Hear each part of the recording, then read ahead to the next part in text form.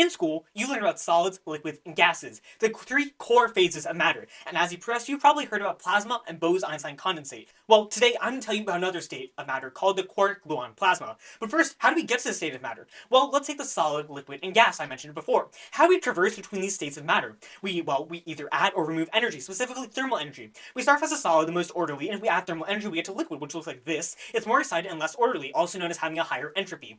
We add more energy and we get to this very excited state of matter called a gas. Sometimes I think I'm a gas because I'm not orderly at all. But where do we go from here? Well, if we add even more energy, like a lot more, we can see plasma forming as molecules now break up into atoms. And if we continue adding more energy, the nucleus starts to lose its electrons, saying goodbye forever, until you end up with some nuclei and some electrons floating about. Once we've arrived at the point of electron separation, we're in the state of matter known as plasma, which is known as an ionized gas. But let's keep on adding energy. We're almost at the quark-gluon plasma, I promise. If we add even more energy, the nucleus can't hold on to the protons and neutrons, which are known as nucleons. But we add even more energy, these nucleons start to melt, and we get to things inside of them called quarks and gluons, which are believed to be indivisible.